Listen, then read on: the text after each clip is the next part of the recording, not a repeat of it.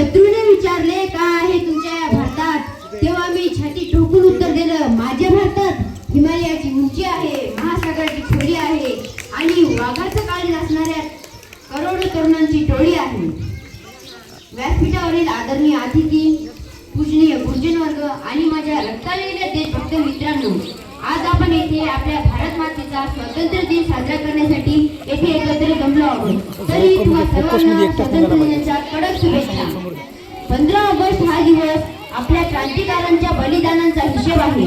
आपल्याला हे स्वातंत्र्य कोणी दान दिले नाही, तर हे स्वातंत्र्य आपल्याला क्रांतिकारांनी स्वतःच्या छातीवर गोळ झेलून हे स्वातंत्र्य आपल्याला ओढून आणून दिलेले आहे. जेव्हा भगतसिंग फासावर जात होते तेव्हा त्यांच्या मुखी एकच गाणं होते. त्याच गाण्याला कौशल्याला नमन करणारी ही कविता. ज्या मातीने दिला जन्म त्या मातीची पान फेडूया, ज्या मातीने दिला जन्म त्या मातीचे पान फेडूया. स्वातंत्र्याच्या या यज्ञात आपण आपले आयुष्य वेचूया, आपण आपले आयुष्य वेचूया, आपण आपले आयुष्य वेचूया.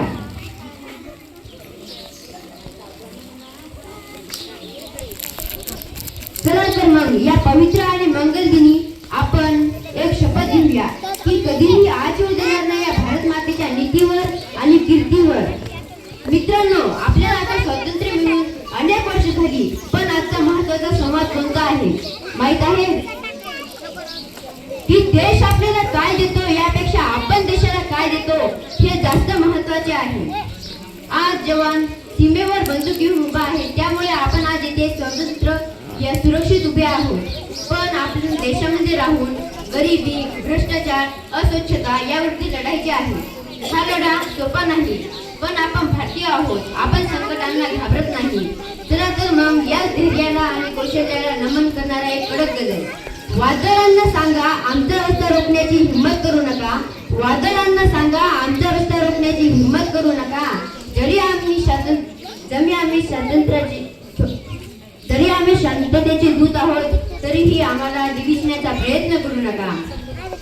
जरी आले हजारो अडथळे आमच्या या प्रगतीच्या वाटेत, जरी आले हजारो अडथळे आमच्या या प्रगतीच्या वाटेत, आम्ही रक्ताचे पाणी करू, पण हा तिरंगा नभाच्या खाली उतरवू देणार नाही.